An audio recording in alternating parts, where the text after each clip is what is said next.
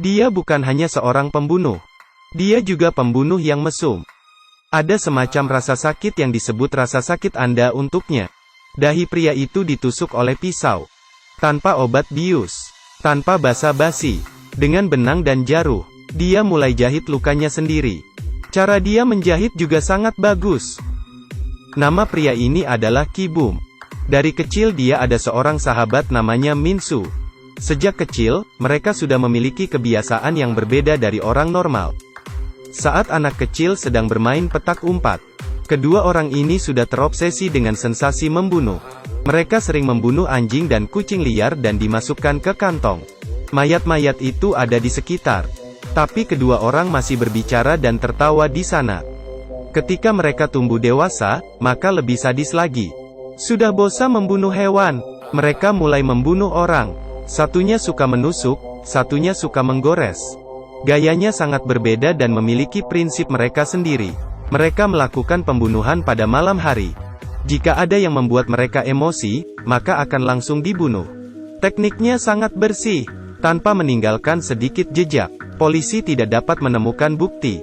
Dengan begini, kedua orang itu sudah membunuh puluhan orang. Suatu malam, polisi yang baru pulang dari kerja.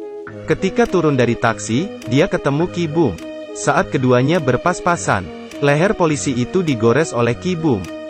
Setelah berjalan beberapa langkah, polisi baru menyadari. Tapi darah sudah mulai mengalir keluar dari lehernya. Dan tidak bisa ditutupi dengan tangannya. Ketika polisi melihat ke belakang. Saat itu, Ki-bum sudah pergi dengan mobil. Memikirkan putrinya, yang masih menunggu di rumah untuk ulang tahunnya. Polisi menyeret tubuhnya sepanjang jalan dan pulang ke rumah. Saat dia melihat putrinya, polisi sudah tidak bisa bergerak lagi. Gadis kecil itu melihat ayahnya mati di depannya. Kasus ini membuat para polisi sangat emosi. Pembunuh ini sudah terlalu sombong. Bahkan berani membunuh polisi. Itu saja. Saat itu juga, ada orang melapor Ki-bum membunuh lagi. Kali ini Ki-bum membunuh pacarnya dan buktinya sangat kuat. Polisi terus menyelidiki. Mereka menyadari puluhan pembunuhan sebelumnya. Kemungkinan juga dilakukan oleh Ki-bum. Tapi pada akhirnya, karena bukti tidak ada cukup. Hanya pembunuhan pacarnya yang dinyatakan bersalah. Dan tidak ada hukuman mati di Korea Selatan. Jadi bahkan jika Ki-bum benar membunuh orang, paling berat hanya dijatuhi hukuman penjara 15 tahun. Pada hari persidangan, suasananya tidak terkendali. Keluarga korban dari puluhan kasus pembunuhan terus teriak dan menangis hingga menenggelamkan putusan hakim. Tapi hasil putusan hakim tetap tidak berubah.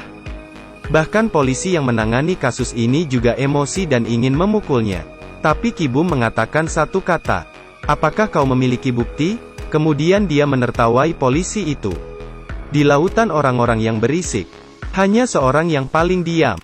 Dia adalah putri bungsu dari polisi yang terbunuh. Saat itu dia baru mengerti, kejahatan bisa menang atas keadilan. Itu karena orang baik tidak melakukan tindakan. Kemudian, walaupun dia mengerti juga tidak ada gunanya. Tidak ada yang bisa mengubah hasil keputusan hakim. Apalagi seorang anak kecil. Dalam sekejap mata, 15 tahun sudah berlalu. Ki-bum dibebaskan dari penjara. Tapi waktu tidak bisa menghapus rasa sakit dari kebencian. Sekarang ketua departemen kepolisian. Karena Ki-bum membunuh polisi tahun itu. Masih terpendam dendam di hatinya. Saat Ki-bum dibebaskan, paman polisi sedang menunggu di gerbang penjara. Dia ingin memberitahu Ki-bum. Dia akan mencari bukti kejahatannya. Dan mengirimnya kembali ke penjara. Tapi, Ki-bum mengatakan kata-kata yang membuatnya marah lagi. "Apakah kau memiliki bukti?" Bahkan dengan sombong dia meminta rokok dari polisi. Polisi menghadapi pembunuh di depannya. Sangat kesal tapi tak berdaya. Dia hanya bisa membuang puntung rokok di saku Ki-bum untuk melampiaskan kemarahannya. Tapi Ki-bum tidak peduli. Dia melihat punggung polisi kemudian tersenyum dan pergi. 15 tahun. Bisa membebaskan seorang pembunuh. Dan juga bisa membuat anak kecil tumbuh dewasa. Sekarang, putri kecil polisi yang dibunuh, Hee-jo, sudah tumbuh dewasa. Tapi dia tidak pernah lupa bayangan ayahnya yang jatuh dalam genangan darah. Di depan orang lain, dia menunjukkan sikap yang baik menjadi gadis yang baik di mata semua orang. Tapi di hatinya sudah terkubur benih balas dendam. Melihat tidak ada harapan mengandalkan hukum untuk mendapatkan keadilan, Hijau membutuhkan untuk menjebak Ki Bum dan menghantarnya ketemu kematian. Lantai ruangan penuh dengan kertas yang memuat semua informasi Ki Bum. Tiap hari Hijau berbaring di lantai untuk membacanya dan bekerja keras untuk menjadi sukarelawan di kantor polisi dan mengambil kesempatan untuk menyelidiki berita kasus. Kembali ke sisi Ki Bum. Sebenarnya, Ki Bum yang baru dibebaskan dari penjara juga tidak mudah. Setelah dipenjara selama 15 tahun, setelah bebas dari penjara, dia sudah tidak memiliki keinginan untuk membunuh. Tapi orang yang ingin membunuhnya sangat banyak. Selami paman polisi dan Hejo, ada seorang pria lain yang juga ingin membunuhnya. Orang itu adalah teman baik lamanya. Dia adalah teman yang menemani dia membunuh orang, Minsu. Rupanya, orang yang melaporkannya hingga masuk penjara adalah teman baiknya ini. Saat ini Minsu takut jika Ki Bum yang baru dibebaskan akan datang membalas dendam. Minsu juga takut jika kejahatan pembunuhan mereka terungkap. Awalnya Ki Bum yang baru dibebaskan hanya ingin melampiaskan nafsunya, yang sudah ditahan selama 15 tahun. Tapi tak disangka setelah dia melampiaskan nafsunya, Minsu yang mengikuti wanita itu, membunuh wanita itu dan meninggalkannya di mobil. Dan itu adalah parodi pembunuhan yang dia lakukan 15 tahun yang lalu. Ini jelas untuk melemparkan kejahatan ini ke Ki Bum. Semua ini dilihat oleh Hijau yang diam-diam mengamati. Tapi dia tidak melaporkan hal itu kepada polisi.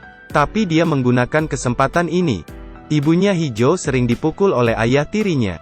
Setelah banyak kali melaporkan ke polisi tapi tidak ada hasilnya, dia juga meniru cara Ki Bum membunuh orang.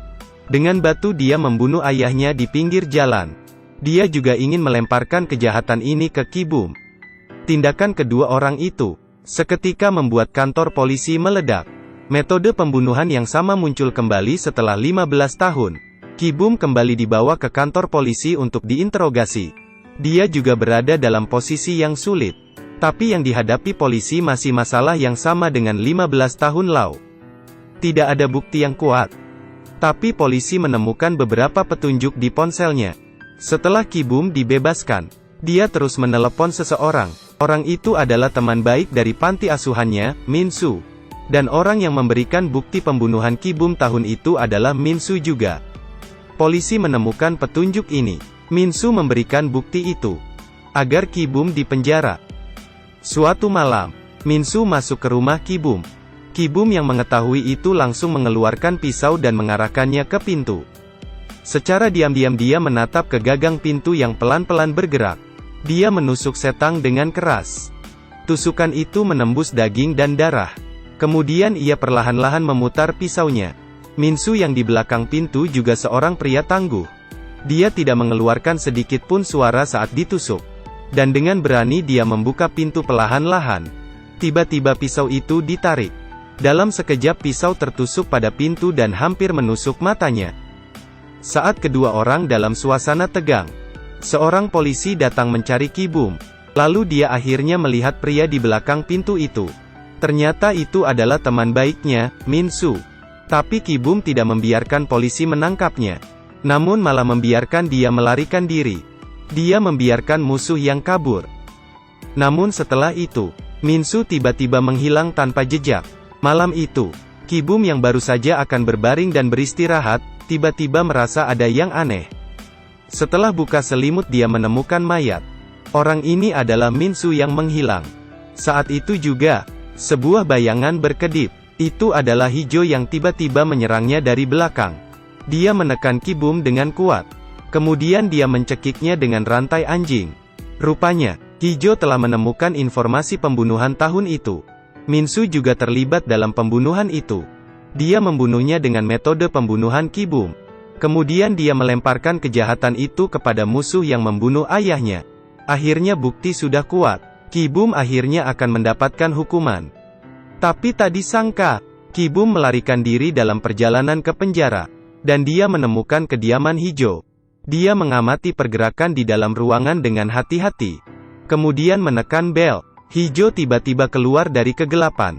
Ki Bum mengangkat tangannya dan menusuk di lengan Hijau. Tapi Hijau berhasil melarikan diri setelah berusaha mati-matian. Saat dia melarikan diri, dia menelpon polisi juga. Polisi segera berbalik dan melaju ke sana. Tapi saat ini Hijau telah lari ke jalan buntu. Tidak ada jalan lain untuk melarikan diri. Dia tidak panik sama sekali dalam menghadapi kematiannya. Sebaliknya, dia bermain ayunan. Hal ini membuat Ki Bum sangat bingung. Ayunannya semakin lama semakin tinggi. Hingga titik tertinggi. Dia mengeluarkan rantai anjing dan menggantungnya di lehernya. Kemudian,